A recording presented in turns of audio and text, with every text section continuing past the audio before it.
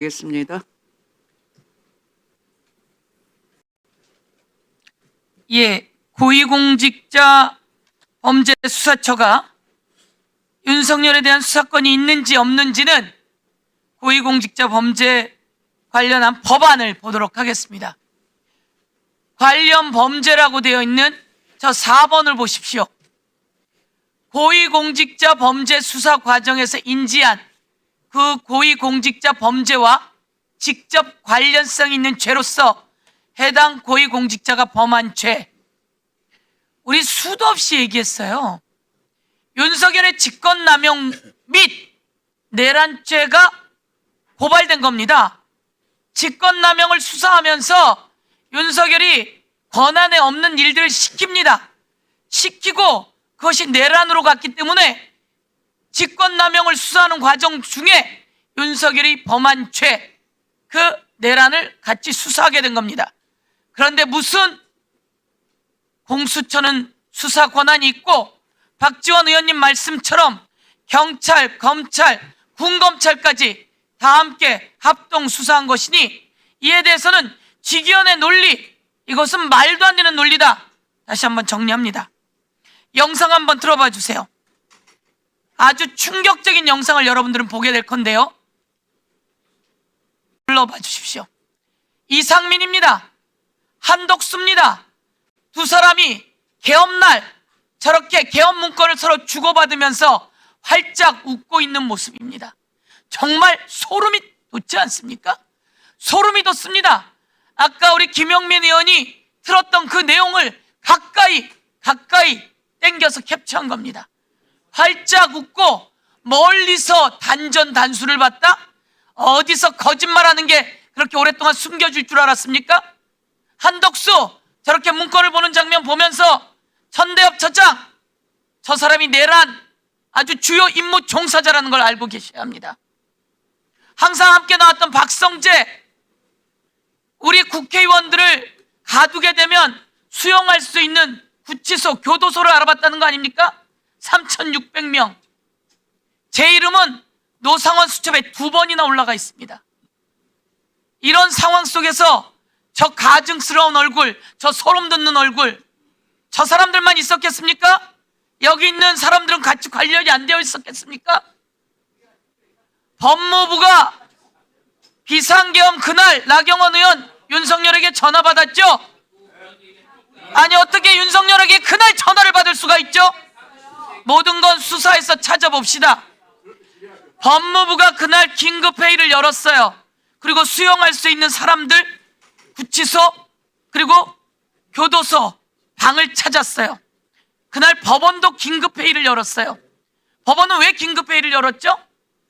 당연히 계엄이 만약 합법적이었다면은 저희들이 이제 계엄에 따라야 될 조치가 있고 또 이제 사법부의 그렇죠. 작동이 정지되기 때문에 저희들로서는 굉장히 시급한 상황이었습니다. 법원도 똑같습니다.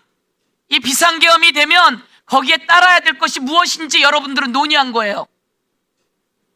여러분들은 저렇게 한덕수도 문건도 안 받았다라고 하고 나는 반대했다고 했지만 저 문건 받고 낄낄낄 거렸고 박성재도 아니라고 했지만 구치소 장소 찾아봤고 법원도 아니라고 하지만 그날 이 내란에 어떻게 대응할 것이고 합법적이라고 하면 어떻게 임무를 수행할지 여러분 찾고 있었던 거예요.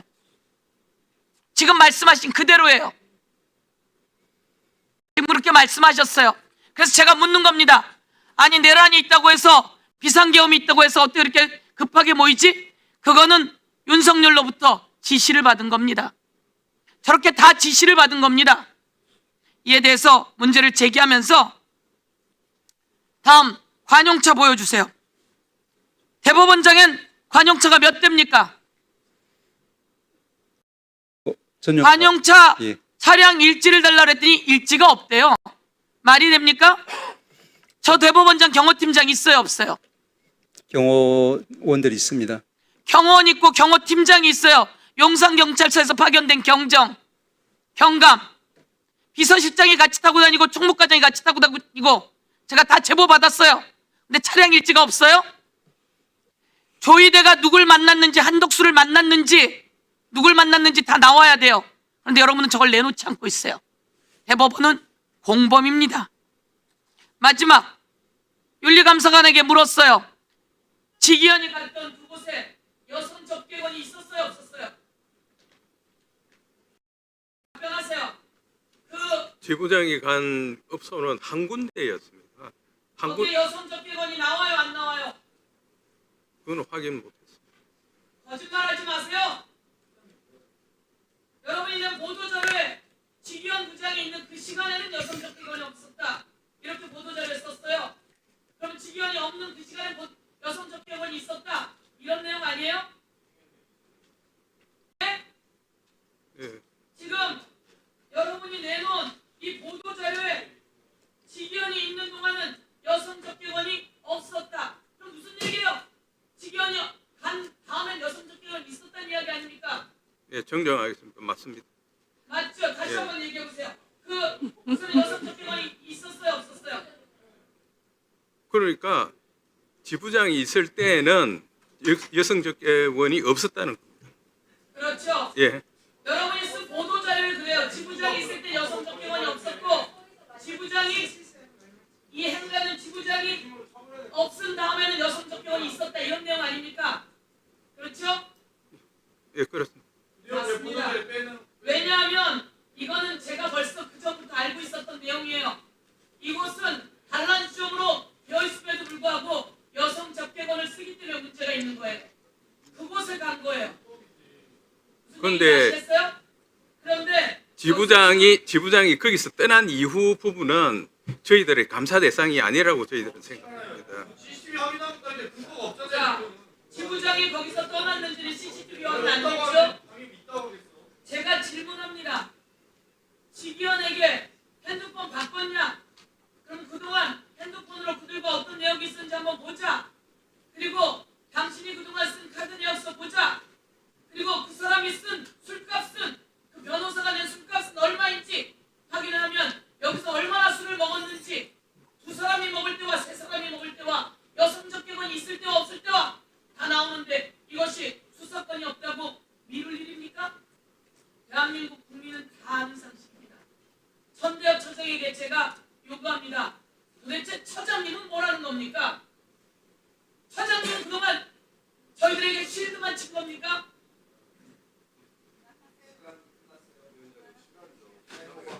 지금 여성 접객원이 있었다는 건 제가 벌써 그 전에 다 알고 있었던 내용인데 스스로 위증을 넘어서 또다시 말씀하신 걸로 정리하겠습니다. 이상입니다. 네, 윤리감사관께서는 증인으로서 위정하시는 거나 마찬가지입니다. 지기현 부장판사가 떠난 후에는 감사 대상이 아니다가 아니지요. 그 업소, 어떤 종류의 업소에서 향응 제공을 받았는지 여부는 감사 대상입니다. 그러면 이 서영교 위원의 질의처럼 떠나고 말고 그것이 아니라 그 업소가 어떤 업소였느냐가 당연히 감사 대상인 거죠. 어떤 유형 접객을 받았느냐가 감사 대상 아니겠습니까? 아니, 그 지부장이 있는 동안에는 여성 접객원이 없었습니다. 참으로 납득하기 어려운 말씀을 자꾸 아니, 하십니다. 그, 증인은 윤석열 씨와 같은 서울대 동기 학번이시죠? 친구죠? 그래서 그 자리에 임명받으신 겁니까? 동기가 아닙니다. 서울대 79학번은 아니십니까? 아닙니다. 몇 학번이세요? 80학번입니다. 그래서 윤석열 씨를 모릅니까? 전혀 알지 못합니다.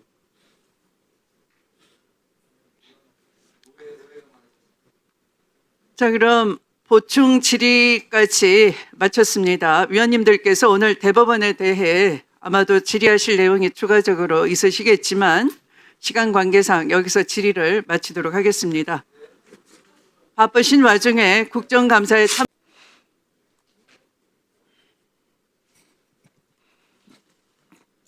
의석을 정돈해 주시기 바랍니다. 감사를 계속하도록 하겠습니다.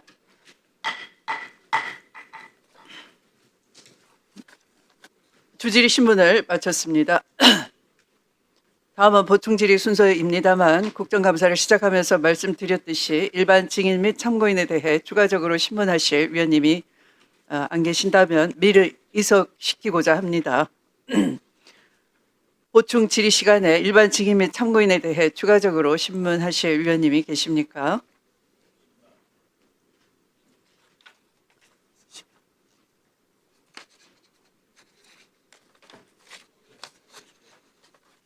그러면 보충 질의에 들어가도록 하겠습니다.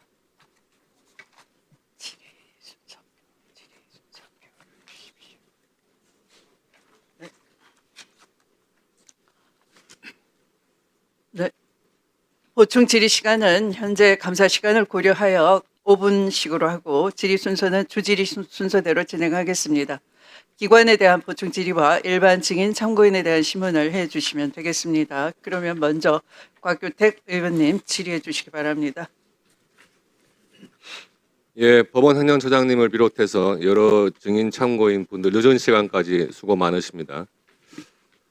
법원 행정처장님께 좀 질의를 하겠습니다. 질의를 드리고 차진학 참고인께 내란 전담 재판부, 이른바 내란 전담 재판부에 대한 견해, 그리고 김종민 참고인께 지금 헌법재판소와 법사위 일부 의원들께서 주장하는 사심제 도입에 대한 견해를 좀 간단하게 물을 테니까 좀 준비해 주시고요. 법원 행정처장님, 예. 지금 오늘 대법원장까지 관례를 깨고 이 법사위 국정감사장에 계속해서 오전에 있도록 그렇게 하고, 또 법원 행정처장께도 질의를 한 그 내용을 보면 주로 이런 것 같습니다. 대법원에서 하는 재판은 소부에서 재판하는 것이 마치 원칙인데, 그것을 전원 합의체로 억지로 끌고 갔고, 그것이 조희대 대법원장에 의한 결정에 의해서 그렇게 한 것이다. 이렇게 지금 질의들을 하고 계세요. 그리고 그 질의에 맞는 대답이 나오도록 계속해서 답정너식의 질문을 하고 있는 상황입니다. 그런데 지금 대법원에서 긴급 서면 질의에 대한 답변, 그 내용 중에서 답변하신 내용을 제가 한번 확인해 볼 테니까 확인만 간단하게 해주시죠. 예. 헌법이나 법원조직법은 전원 합의체를 원칙적인 심리 방식으로 정하고 일정한 경우에 소부에서 재판을 할 수 있다고 정할 뿐이고, 소부의 사건을 먼저 배당하여 소부에서 사건을 심리한 후에야 비로소 전원 합의 심리가 가능한 것은 아닙니다. 그렇죠? 이제 그 부분에 대해서 조금만 부연 말씀을 예, 좀 간단하게 해주십시오. 예, 예. 그러니까 법원조직법 7조를 말씀을 하시는데요.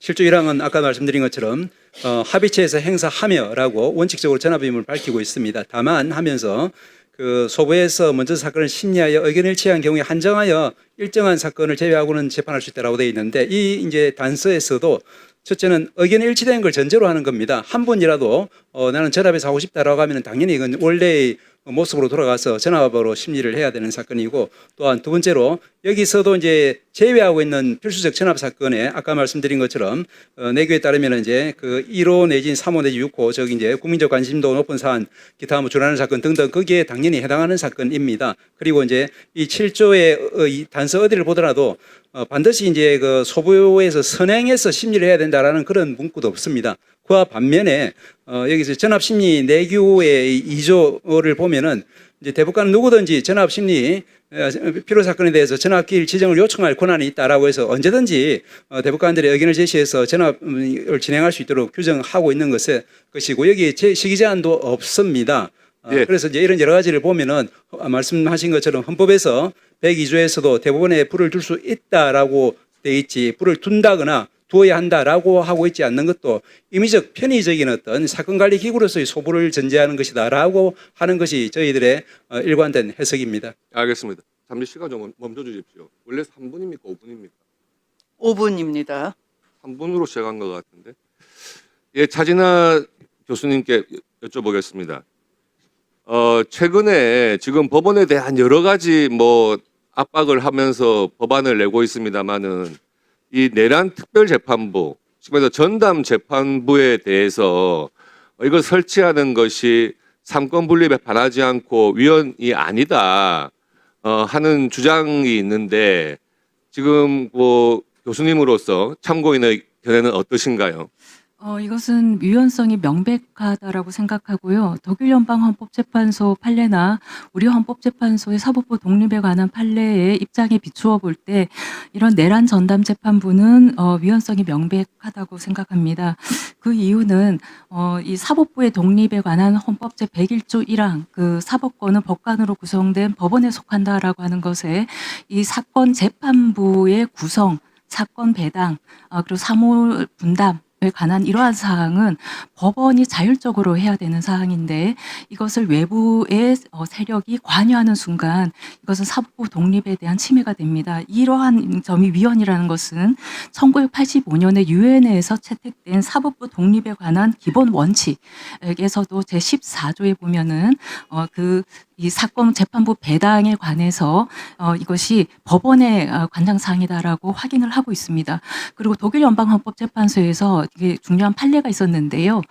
그 대법원급이 5개가 있는데 전문 법원 시스템이라서 그래서 재정법원에서 그 한 재판부에 보통 이 법관이 5명이 있는데요. 대법관이 그런데 이제 만일을 위해서 6명 정도가 배정된 겁니다. 그랬을 때 1명을 빼야 되지 않습니까? 그럴 때 1명이 어떻게 빠지는 것에 대해서 무작위로 이렇게 하도록 돼 있었던 것인데 거기에 대해서 그 재판장이 경우에 따라서 재량을 발휘할 수 있도록 그렇게 법률 규정이 그렇게 돼 있었습니다.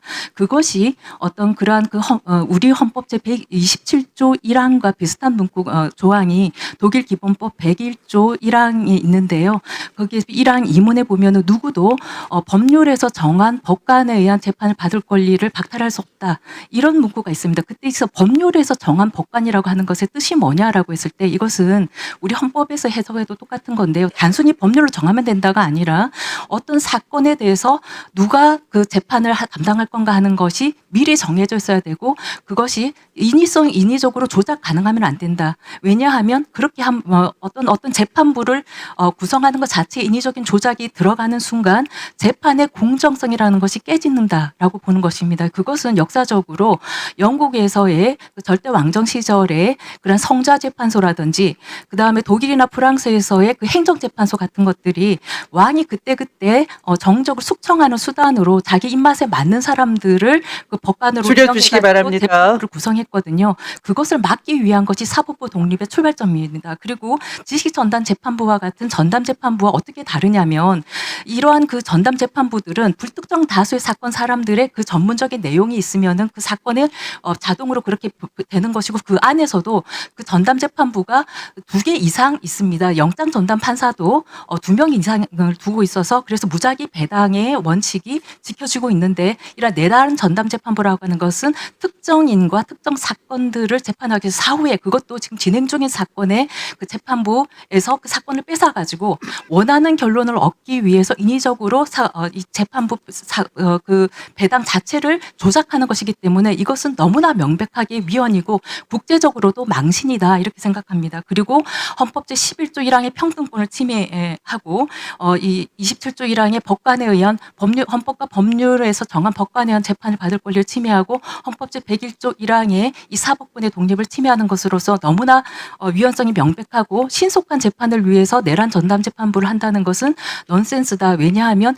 이러한 위헌성이 명백하기 때문에 위헌 법률 심판 재청을 하게 되면 재판 절차가 정지가 됩니다.